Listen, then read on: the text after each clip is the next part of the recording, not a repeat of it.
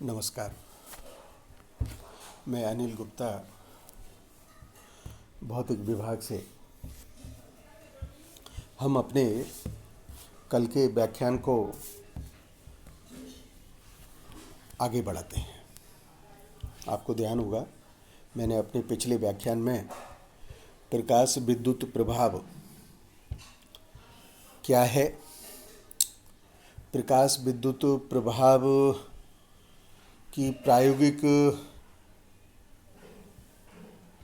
रचना किस प्रकार की होगी, फोटो इलेक्ट्रॉन क्या हैं, फोटो इलेक्ट्रिक करंट क्या है, फोटो सेंसिटिव मटेरियल क्या कहलाएगा, और हम इस प्रायोगिक संरचना से किस प्रकार के प्रायोगिक परिणाम प्राप्त करते हैं, उनको हमने कल समझा था। अब जो आवश्यकता है वो इस बात की है कि कल जो पांचों रिजल्ट समझे गए उनकी व्याख्या की जाए।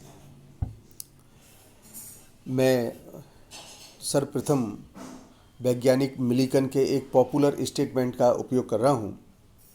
आपको ध्यान होगा, मिलिकन वो वैज्ञानिक हैं जिन्होंने तेल बिंदुक प्रयोग के द्वारा इसके आवेश के मान की गणना की थी, सफलतापूर्वक निकाला था। उन्होंने कहा था, science walks forward on 2 feet, namely theory and experiments. Sometime it is one foot which is put forward and sometime the other, but continuous progress is only made by the use of both. हम विज्ञान में कभी प्रयोग कभी सिद्धांत दोनों के तालमेल को रख कर के प्रगति के पथ पर आगे बढ़ते हैं। कभी कोई सिद्धांत बन जाता है तो उसके प्रायोगिक सत्यापन करना पड़ता है, तो कभी कोई प्रायोगिक परिणाम पहले आ जाए फिर हमें उसको सिद्ध करना पड़ता है। फोटो इलेक्ट्रिक इफेक्ट के केस में ऐसा ही हुआ है। प्रायोगिक परिणाम हमें मिल गए हैं और हम इन परिणामों की व्याख्या सर्वप्रथम तरंग सिद्धांत के द्वारा कर रहे हैं, जो 19वीं सदी के अंत तक एक वेल एस्टेब्लिश थ्योरी बन गई थी। उसका कारण था क्योंकि हमने प्रकाश को तरंग स्वरूप मान करके इसके अनेक गुणधर्म जैसे व्यतिकरण, विवर्तन, ध्रुवण की सफलतापूर्वक व्याख्या कर ली गई थी, परंतु प्रकाश विद्युत प्रभाव के उदाहरण में इसके सिद्धांत जो प्रायोगिक परिणाम मिले उनको नहीं समझा पाए। और इसमें खास तौर से जो विसंगति आ रही थी वो थी कि प्रकाश विद्युत प्रभाव के द्वारा जो इलेक्ट्रॉन उत्सर्जित होगा उसकी अधिकतम गतिज ऊर्जा का जो मान है वह गतिज ऊर्जा का मान तीव्रता पर निर्भर करना चाहिए, आवृत्ति पर निर्भर नहीं करना चाहिए। जबकि प्रायोगिक परिणाम में उत्सर्जित होने वाले इलेक्ट्रॉन की गतिज ऊर्जा का मान आवृत्ति पर निर्भर करता है। और इसमें दूसरी विसंगति आ रही थी कि यदि हम आपातित प्रकाश की तीव्रता को बढ़ा दें तो फिर किसी भी आवृत्ति के लिए प्रकाश विद्युत प्रभाव की घटना को देखा जाना चाहिए, मिलना चाहिए। जबकि हम ये देखते हैं कि प्रकाश विद्युत प्रभाव की एक न्यूनतम आवृत्ति होती है जहाँ पर प्रकाश विद्युत प्रभाव की घटना प्रारंभ हो पाती है, और उस न्यूनतम आवृत्ति से कम होने पर चाहे आप कितनी भी तीव्रता बढ़ाएं, प्रकाश विद्युत प्रभाव प्रारंभ नहीं होता है। उनके हिसाब से होना चाहिए था। और थर्ड पॉइंट जो था वो था कि चूँकि ये वेव नेचर में है और इसमें जो एनर्जी है वो वेव फ्रंट के रूप में डिस्ट्रीब्यूटेड है, परिणाम स्वरूप जब कभी प्रकाश जो तरंग स्वरूप में है किसी धातु पर आपतित होगा तो निश्चित रूप से ज्यामितीय क्षेत्र में आने वाले इलेक्ट्रॉन्स को जो टोटल एनर्जी है उसका बहुत छोटा भाग मिल पाएगा। अतः निम्न तीव्रता पर एक इलेक्ट्रॉन को धातु के कार्यफलन को पार करने में कुछ समय लगेगा। यानी ये इंस्टेंटेनियस प्रोसेस नहीं है, इसमें कुछ समय लगना चाहिए और प्रायोगिक रिजल्ट इसके भी विपरीत हैं। ये तीन बातें प्रमुखता से थी और तीन बातें ये प्रमुखता से होने के कारण हमको जो 1900 तक जो वेल एस्टेब्लिश थ्योरी है कि प्रकाश विद्युत चुंबकीय तरंगों के रूप में है, इस पर विचार करना पड़ा कि इससे भी आगे कुछ और है। 1901 में साइंटिस्ट मैक्स प्लैंक ने सबसे पहले प्लैंक रेडिएशन लॉ दिया। ब्लैक बॉडी रेडिएशन में रेले जीन्स लॉ की असफलता को समझाते हुए उन्होंने बताया कि रेले जीन्स लॉ इसलिए असफल हुआ है क्योंकि इन्होंने ऊर्जा के समविभाजन सिद्धांत का प्रयोग किया है जो क्लासिकल फिजिक्स पर ही आधारित है। और इन्होंने मैक्स प्लैंक जो जर्मन फिजिसिस्ट हैं, उन्होंने सर्वप्रथम अपना क्वांटम सिद्धांत दिया। आइंस्टीन ने इस अवधारणा का प्रयोग करते हुए फोटो इलेक्ट्रिक इफेक्ट की सफलतापूर्वक व्याख्या दी और उन्होंने कहा कि विकिरण ऊर्जा के प्रत्येक ऊर्जा पैकेट का जो क्वांटा है वो NH होगा। n इंटीजर है जिसका मान 1, 2, 3 हो सकता है। h एक प्लैंक नियतांक है। अतः प्रकाश की विद्युत चुंबकीय तरंगों की जो ऊर्जा है वह है h फोटोन के रूप में रहती है और संचरित होती है। इसका अर्थ क्या हुआ कि निश्चित तीव्रता के प्रकाश के उत्सर्जित फोटो इलेक्ट्रॉन की अधिकतम गतिज ऊर्जा या निरोधी विभव आवृत्ति पर निर्भर करेंगे और विकिरण की आवृत्ति न्यू के बढ़ने से फोटोन की ऊर्जा भी बढ़ेगी। परिणाम स्वरूप इलेक्ट्रॉन की जो अधिकतम गतिज ऊर्जा है यानी निरोधी विभव का मान भी बढ़ेगा। किसी इलेक्ट्रॉन को धातु पृष्ठ से बाहर निकालने के लिए कुछ एक्सटर्नल एनर्जी की हमको रिक्वायरमेंट होती है।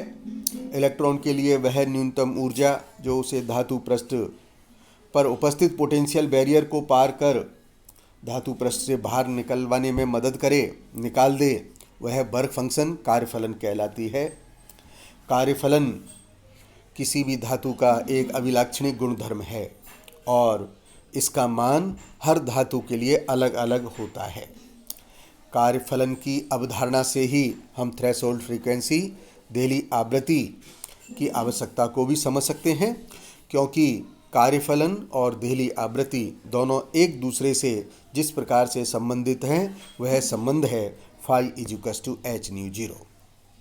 माना h के फोटोन वाला कोई प्रकाश पुंज धातु पर आपतित होता है और प्रत्येक फोटोन धातु पृष्ठ से एक इलेक्ट्रॉन के द्वारा अवशोषित हो जाता है। फोटोन की एनर्जी h है, वर्क फंक्शन h0 है। अतः h phi वर्क फंक्शन हो गया, ν0 देहली आवृत्ति हो गई। तो इस एनर्जी का जो रिमेनिंग पार्ट है h - phi, वह पार्ट इलेक्ट्रॉन को काइनेटिक एनर्जी के रूप में प्राप्त होगा। अतः हम एनर्जी का कंजर्वेशन लॉ लगा सकते हैं।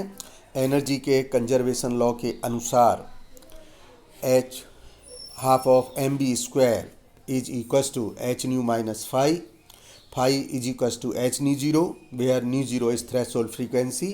Therefore, maximum kinetic energy is equals to ½ mv² max is equals to hν - hν0। हमने phi के स्थान पर hν0 का मान रख दिया है। परंतु हम जानते हैं कि जो मैक्सिमम काइनेटिक एनर्जी है उसका मान EV0 होता है। अतः मैक्सिमम काइनेटिक एनर्जी के स्थान पर हमने EV0 मान को सब्स्टिट्यूट किया और EV0 मान सब्स्टिट्यूट करने पर समीकरण बनती है EV0 = hν - hν0।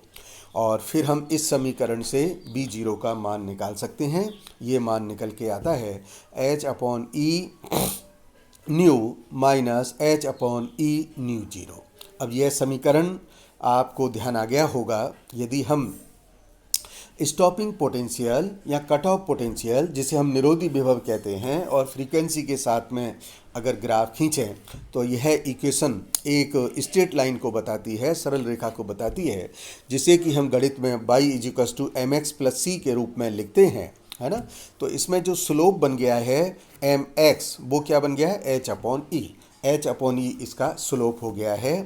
तो इस गणितीय संबंध से जो कि फोटो इलेक्ट्रिक आइंस्टीन की इक्वेशन कहलाती है, हम देख रहे हैं कि स्टॉपिंग पोटेंशियल और फ्रीक्वेंसी के बीच में एक लीनियर रिलेशन है। इस वैल्यूज को मान करके, ज्ञात करके हम लाइन ड्रॉ करते हैं, स्लोप निकालते हैं।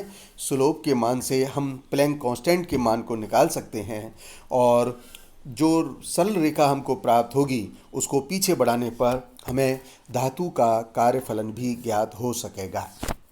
संक्षेप में अब इन सब बातों को एक बार पुनः समझ लेते हैं। किसी धातु की सतह से इलेक्ट्रॉन के उत्सर्जन की जो दर है वो धातु की सतह पर आपतित होने वाले प्रकाश की तीव्रता के अनुक्रमानुपाती होगी। नंबर 2 पॉइंट, फोटो इलेक्ट्रॉन की अधिकतम गतिज ऊर्जा। फोटो इलेक्ट्रॉन कौन? जब धातु की सतह पर प्रकाश आपतित हो रहा है तब जो इलेक्ट्रॉन धातु की सतह से उत्सर्जित होगा हम उसको फोटो इलेक्ट्रॉन कह रहे हैं। तो फोटो इलेक्ट्रॉन की अधिकतम गतिज ऊर्जा आवृत्ति के बढ़ने पर बढ़ती है और तीव्रता पर निर्भर नहीं करती है। इसी प्रकार से यदि आपतित प्रकाश की आवृत्ति एक न्यूनतम मान, जिसे कि हम थ्रेशोल्ड फ्रीक्वेंसी कहते हैं, उससे कम है तो कोई भी इलेक्ट्रॉन उत्सर्जित नहीं होगा। अर्थ क्या हुआ कि अगर इससे कम है तो प्रकाश विद्युत प्रभाव का प्रारंभ ही नहीं हो पाएगा। और चूंकि इस सिद्धांत में एक इलेक्ट्रॉन के द्वारा एक फोटोन का अवशोषण हो रहा है, अतः किसी भी प्रकार का टाइम लैग नहीं होता है और यह जो प्रक्रिया है यह प्रक्रिया एक तात्क्षणिक प्रक्रिया है। इस सारे सिद्धांत का साइंटिस्ट मिलिकन ने प्रायोगिक रूप से सत्यापन भी किया और प्रकाश विद्युत प्रभाव, जिसका सिद्धांत 1905 में आइंस्टीन को दिया गया, इस कार्य के लिए आइंस्टीन को 1921 में नोबेल प्राइज़ भी मिला। हालांकि उनकी जो पॉपुलैरिटी है वो थ्योरी ऑफ रिलेटिविटी से है, but he got a Nobel prize for the theory of photo electric effect. कल हम इसके कुछ अंकित प्रश्नों का अभ्यास करेंगे। धन्यवाद।